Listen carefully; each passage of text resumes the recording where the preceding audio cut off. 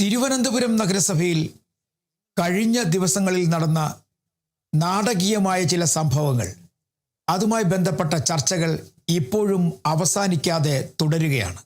പ്രത്യേകിച്ചും 50 അംഗങ്ങളുണ്ടായിരുന്ന BJPക്ക് പിന്നീട് ഒരു സ്വതന്ത്രന്റെ പിന്തുണ കൂടി ലഭിച്ചതോടെയാണ് കേവല ഭൂരിപക്ഷം ലഭിക്കുന്നത്.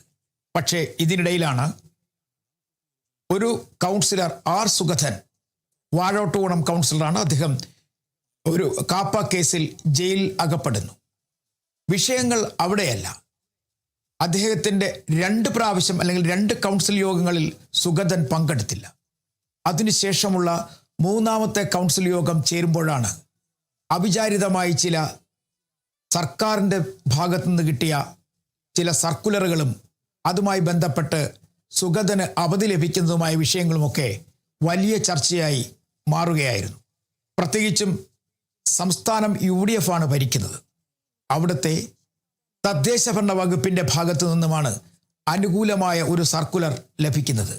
ആ വിഷയമാണ് ഇന്ന് വലിയ ചർച്ചയായി മാറിക്കൊണ്ടിരിക്കുന്നത്. സാധാരണഗതിയിൽ ഒരു കാപ്പ കേസുമായി ബന്ധപ്പെട്ട ഒരു ജനപ്രതിനിധിയാണെങ്കിൽ പോലും അല്ലെങ്കിൽ സാധാരണക്കാരനാണെങ്കിൽ പോലും പരോൾ അനുവദിക്കുന്ന പതിവില്ല. പക്ഷേ 3ാമതും പങ്കെടുക്കാതിരുന്നാൽ അയോഗ്യനാകും എന്നറിഞ്ഞതോടെ BJP ചില നീക്കങ്ങൾ നടത്തുന്നു. ആദ്യഘട്ടത്തിൽ നടത്തിയ നീക്കം കൗൺസിലർ എന്ന നിലയ്ക്ക് ആഭ്യന്തര വകുപ്പിന് കത്ത് നൽകുന്നു. ആ കത്തിൽ പ്രധാനമായും കൗൺസിൽ യോഗത്തിൽ പങ്കെടുക്കണമെന്ന് അദ്ദേഹം ആവശ്യം ഉന്നയിക്കുന്നു. കത്ത് എത്തുന്നു. പക്ഷേ ആ കത്ത് മടക്കി അയക്കാൻ നിർദ്ദേശം നൽകിയത് ആഭ്യന്തര വകുപ്പ് നേരെ തദ്ദേശ ഭരണ വകുപ്പിൻ്റെ കീഴിലേക്ക് വരുന്നു. തദ്ദേശ ഭരണ വകുപ്പിൻ്റെ മന്ത്രി തന്നെ അനുമതി നൽകാൻ കഴിയില്ല എന്ന് പറഞ്ഞ് ആ കത്ത് മടക്കാൻ അണ്ടർ സെക്രട്ടറിക്ക് നിർദ്ദേശം നൽകുന്നു. പക്ഷേ അവിടെയാണ് പിന്നീട് മാറ്റങ്ങൾ, ചില സംഭവ വികാസങ്ങളൊക്കെ ഉണ്ടാകുന്നത്. ആ കത്തിനകത്ത് ഒരു കുറിപ്പ് കൂടി എഴുതി ചേർക്കുന്നു. കാരണം സാധാരണഗതിയിൽ പരോൾ അനുവദിക്കുന്ന പതിവില്ല ഈ കാപ്പ കേസിലെ പ്രതിയായതുകൊണ്ട്. പിന്നീട് അടിയന്തര സാഹചര്യമുണ്ടെങ്കിൽ, രോഗം, അതല്ലെങ്കിൽ ഏതെങ്കിലും അടുത്ത ബന്ധുവിൻ്റെ മരണം, ഇതൊക്കെ സംഭവിക്കുകയാണെങ്കിൽ സാധാരണഗതിയിൽ പരോൾ അനുവദിക്കും. അതും പോലീസിൻ്റെ അകമ്പടിയോടുകൂടിയുള്ള അല്ലെങ്കിൽ പോലീസിൻ്റെ കരുതലോടുകൂടിയുള്ള പരോളാണ് അനുവദിക്കുക. എന്നാൽ ഇത്തരത്തിൽ ഒരു പരോൾ ഇല്ല എന്ന് പറയുന്നതോടൊപ്പം തന്നെ ആ സർക്കുലറിനകത്ത് ചില വരികൾ കൂടി എഴുതി ചേർക്കപ്പെടുന്നു. അത് തദ്ദേശ ഭരണ വകുപ്പിലെ ഒരു അണ്ടർ സെക്രട്ടറിയാണ് അത്തരത്തിൽ വരികൾ എഴുതി ചേർത്തത്. അതിൽ പ്രധാനമായും പറയുന്നത്, ഈ കൗൺസിലർക്ക് അല്ലെങ്കിൽ ആ കൗൺസിൽ യോഗത്തിൽ കൃത്യമായും ഈ ഒരു അവധി അപേക്ഷ മുന്നോട്ട് വെച്ച് കഴിഞ്ഞാൽ ഭൂരിപക്ഷം ലഭിക്കുകയാണെങ്കിൽ ആ അവധി അപേക്ഷ അംഗീകരിക്കാൻ കഴിയും എന്ന് ഒരു വരി കൂടി എഴുതി ചേർത്തതാണ് പിന്നീട് ഇപ്പോൾ വലിയ ചർച്ചയായി മാറപ്പെട്ടിരിക്കുന്നത്. സാധാരണഗതിയിൽ ഇങ്ങനെ ഒരു അണ്ടർ സെക്രട്ടറിയോ അല്ലെങ്കിൽ തദ്ദേശ ഭരണ വകുപ്പുമായി ബന്ധപ്പെട്ട ഏതെങ്കിലും ഉദ്യോഗസ്ഥനോ ഇങ്ങനെ എഴുതി ചേർക്കുന്ന പതിവില്ല. പ്രത്യേകിച്ച് BJP ഭരിക്കുന്ന ഒരു നഗരസഭയിൽ BJPയെ താഴെ ഇറക്കുന്നതിന് വേണ്ടി UDFും LDFും ഒരുപോലെ പ്രവർത്തിക്കുന്നതിനിടയിലാണ് UDF സർക്കാരിൻ്റെ തന്നെ ഒരു ഉദ്യോഗസ്ഥ ഇത്തരത്തിൽ ഒരു നീക്കം നടത്തിയത്, അല്ലെങ്കിൽ അവരൊരു കുറിപ്പ് വയ്ക്കുന്നത്. ഇതാണ് ഇപ്പോഴത്തെ ഏറ്റവും വലിയ രാഷ്ട്രീയ ചർച്ചയായി മാറപ്പെടുന്നത്. കാരണം ഉദ്യോഗസ്ഥരുടെ നീക്കങ്ങളെ കൃത്യമായി നിയന്ത്രിക്കുവാൻ അതത് വകുപ്പുകളിലെ മന്ത്രിമാർക്ക് കഴിയാത്ത തരത്തിൽ എന്തെങ്കിലും സംഭവിച്ചോ എന്നൊരു ചോദ്യം ഉയർന്നു കഴിഞ്ഞിരിക്കുകയാണ്. തദ്ദേശ ഭരണ വകുപ്പിൽ മാത്രമല്ല, മറ്റു ചില വകുപ്പുകളിലുമൊക്കെ ഇത്തരത്തിൽ വിഷയങ്ങളുണ്ട്, പ്രശ്നങ്ങളുണ്ട്. മന്ത്രിമാരറിയാതെ ചില സർക്കിളുകൾ പുറത്തിറങ്ങുന്നതായി പരാതികളുണ്ട്. ആ കണക്കിന് ഇത് വെറുതെ എഴുതള്ളാൻ കഴിയില്ല. കാരണം ഒരു നഗരസഭാ കൗൺസിലുമായി ബന്ധപ്പെട്ട പ്രശ്നമാണ്. BJPയെ സംബന്ധിച്ചോളം അവർക്ക് എങ്ങനെയെങ്കിലും പിടിച്ചു നിൽക്കേണ്ട ഒരു സാഹചര്യം. ഒരു കൗൺസിലർ അയോഗ്യനാവുക എന്ന് പറയുമ്പോഴേക്കും BJPയെ സംബന്ധിച്ചിടത്തോളം ഭരണപരമായി അവർക്ക് വലിയ പ്രതിസന്ധികളുണ്ടാവും. നിലവിൽ ഇപ്പോൾ ഒരു കോൺഗ്രസ് കൗൺസിലർ സഹായിച്ചെങ്കിലും ആ സഹായം എത്ര നാൾ നീണ്ടു നിൽക്കുമെന്ന് പറയാൻ കഴിയത്തുമില്ല. പക്ഷേ അതൊരു താൽക്കാലികമായ സഹായമായിരുന്നു. പക്ഷേ ഇവിടെ ഒരു പ്രധാനപ്പെട്ട കാര്യം, BJPയുടെ തന്നെ ഒരു കൗൺസിലർക്ക് തുടരുന്നതിന് വേണ്ടി അല്ലെങ്കിൽ കൗൺസിലർ അംഗമായി മുന്നോട്ട് പോകുന്നതിന് വേണ്ടി ഒരു സഹായം കിട്ടിയിരിക്കുന്നു. അത് സർക്കാരിൻ്റെ ഭാഗത്തു നിന്നും എന്നുള്ള തരത്തിലാണ് ഇപ്പോൾ CPIM പറയുന്നത്. അത് വലിയ തരത്തിലുള്ള ആക്ഷേപമായി CPIM ഉന്നയിച്ചു കഴിഞ്ഞിരിക്കുന്നു. ഈ വിഷയത്തിൽ BJP എന്തെങ്കിലും തരത്തിൽ നീക്കങ്ങൾ നടത്തിയോ ഇത്തരത്തിൽ ഒരു പിടിച്ചുനിൽപ്പ് നടത്തുന്നതിന് വേണ്ടി അല്ലെങ്കിൽ ഒരു പിടിച്ചുനിൽപ്പിന് വേണ്ടി? അതാണ് ഇപ്പോൾ എല്ലാവരും ചോദിക്കുന്നത്. അങ്ങനെ എന്തെങ്കിലും ബന്ധത്തിൽ അല്ലെങ്കിൽ അങ്ങനെ ഏതെങ്കിലും തരത്തിലുള്ള സമ്മർദ്ദം ചെലുത്തിയിട്ടുണ്ടോ? അതാണ് ഇപ്പോഴത്തെ ഏറ്റവും വലിയ ചർച്ചയായി മാറപ്പെട്ടു കഴിഞ്ഞിരിക്കുന്നത്. എന്തായാലും നിലവിൽ ഇനി 6 മാസത്തേക്ക് ആർ സുഗതൻ എന്ന് പറയുന്ന BJP കൗൺസിലർക്ക് ഭീഷണി ഒന്നും തന്നെയില്ല. അദ്ദേഹം അയോഗ്യനാവില്ല.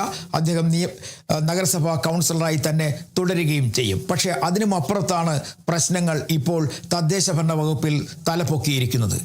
മന്ത്രി പറയുന്നു അത്തരത്തിൽ അനുമതി നൽകണ്ട എന്ന്. പക്ഷേ അനുമതി നൽകിയില്ല. എന്നാൽ 2 വരി കൂടി ആ സർക്കുലറിനൊപ്പം എഴുതി ചേർത്തുകൊണ്ട് സർക്കുലർ നൽകിയതാണ് പ്രശ്നമായി മാറിയത്. അത് കൃത്യമായി BJP ഉപയോഗപ്പെടുത്തി എന്നുള്ളതാണ് മറ്റൊരു പ്രധാനപ്പെട്ട കാര്യം.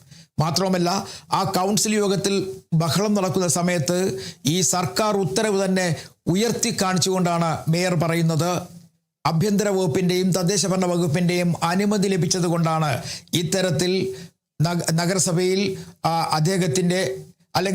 അദ്ദേഹത്തിൻ്റെ അവധി നൽകണമോ അല്ലെങ്കിൽ ഒഴിവാക്കണമോ എന്ന കാര്യത്തിൽ ഒരു അന്തിമ തീരുമാനം എടുക്കുന്നതിന് വേണ്ടി വോട്ടെടുപ്പ് തന്നെ നടത്തിയെന്നും ആ വോട്ടെടുപ്പിൽ BJPക്ക് അനുകൂലമാകാൻ കാരണം ഈ സർക്കാർ നൽകിയ സർക്കുലർ കൊണ്ടാണ് എന്ന് കൃത്യമായി മേയർ പറയുന്നു. ഇതാണ് UDF സർക്കാരിന് ഇപ്പോൾ വലിയ തിരിച്ചടിയായി മാറിക്കൊണ്ടിരിക്കുന്നത്. ഇത് അബദ്ധത്തിൽ സംഭവിച്ചതാണോ അതോ ഇതിന് പിന്നിൽ എന്തെങ്കിലും രാഷ്ട്രീയമുണ്ടോ എന്നാണ് ഇപ്പോൾ എല്ലാവരും ഉറ്റുനോക്കുന്നത്. എന്തായാലും സംഭവവുമായി ബന്ധപ്പെട്ട് അന്വേഷണം നടത്താൻ തീരുമാനിച്ചിട്ടുണ്ട്. അന്വേഷണം തുടങ്ങിക്കഴിഞ്ഞിരിക്കുന്നു. നടപടി ഉണ്ടാകുമെന്നുള്ളത് ഉറപ്പാണ്. അണ്ടർ സെക്രട്ടറിയെ സംബന്ധിച്ചിടത്തോളം അവരുടെ ഭാഗത്ത് നിന്ന് വീഴ്ചയുണ്ടോ ഇല്ലേ എന്നുള്ളത് പരിശോധിച്ചു കൊണ്ടേയിരിക്കുകയാണ്. പക്ഷേ ഇവിടെയാണ് നമ്മൾ മനസ്സിലാക്കേണ്ട ഒരു കാര്യം. രാഷ്ട്രീയത്തിനുമപ്പുറം അതത് വകുപ്പുകൾ ഭരിക്കുന്ന ആളുകൾ ഉദ്യോഗസ്ഥന്മാരെ കൃത്യമായി നിയന്ത്രിക്കാത്തത് കൊണ്ടാണോ ഇത്തരത്തിൽ ഒരു നടന്നിരിക്കുന്നത് എന്നുള്ളത് ഒരു ചോദ്യം തന്നെയാണ്. കാരണം LDFും UDFും ഒരുപോലെ എതിർക്കുന്നതാണ് തിരുവനന്തപുരം നഗരസഭയിലെ ഭരണ സംവിധാനത്തെ. അവിടെ വല്ലാതെ അങ്ങോട്ടും ഇങ്ങോട്ടും പ്രതിസന്ധിയിലായിരിക്കുന്ന സമയത്താണ് ഒരു പിടിവള്ളി പോലെ ഈ സർക്കുലർ കിട്ടുന്നത്. ആ സർക്കുലർ വഴി BJPക്ക് അല്പമൊന്ന് മുന്നോട്ട് പോകാൻ ആയുസ് നീട്ടി കിട്ടുന്നു, അല്ലെങ്കിൽ ഭരണത്തിൽ പ്രതിസന്ധി ഇല്ലാതെ മുന്നോട്ട് പോകാൻ കഴിയുന്നു എന്നുള്ളതാണ് ഒരു പ്രധാനപ്പെട്ട കാര്യം.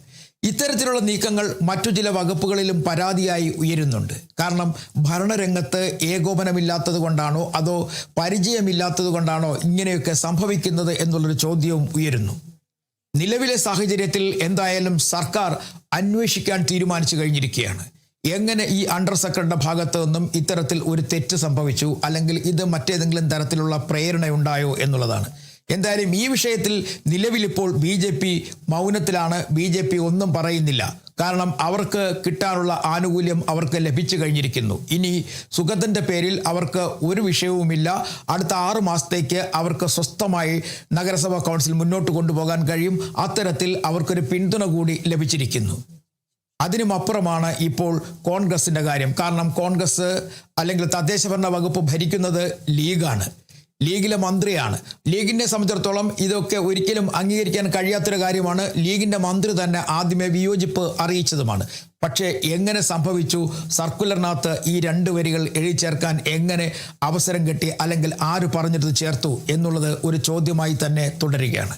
ഇത് തദ്ദേശ ഭരണ വകുപ്പിൽ മാത്രമല്ല മറ്റു ചില വകുപ്പുകളിലുമൊക്കെ ഇത്തരത്തിൽ ഏകോപനക്കുറവുണ്ട് എന്ന് തന്നെ സൂചനകൾ പുറത്തേക്ക് വരുന്നുമുണ്ട്.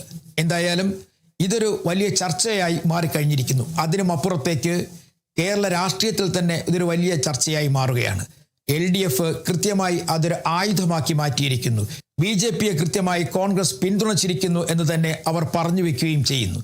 വരും ദിവസങ്ങളിൽ എന്തായാലും ഇപ്പോൾ പ്രളയവും വെള്ളക്കെട്ടുമൊക്കെ ആയതുകൊണ്ട് ഈ ചർച്ച വളരെ വേഗത്തിൽ മുന്നോട്ട് പോകുന്നില്ലെങ്കിൽ തന്നെയും വരും ദിവസങ്ങളിൽ ഇതൊരു വലിയ രാഷ്ട്രീയ ചർച്ചയായി മാറും എന്നുള്ളത് ഉറപ്പാണ്.